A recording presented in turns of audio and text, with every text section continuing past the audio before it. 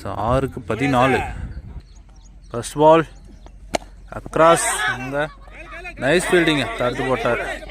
Single. 5க்கு 13. ஒரு single. இப்போ 4க்கு 13. சாரி, 4க்கு 12. Great shot. ஸோ 6ங்க. 3க்கு 6 ரன் விளாடணும். அக்ராஸ் 1 பவுன்ஸ் பவுண்ட்ரிங்க. ஸோ 2க்கு 2. Dot ball. 1க்கு 2. ஸோ மேட்ச் இன்ட்ரெஸ்டிங்காக போயிட்டு இருக்கு. அம்பையர் சிக்னல் நோ பாலுங்க.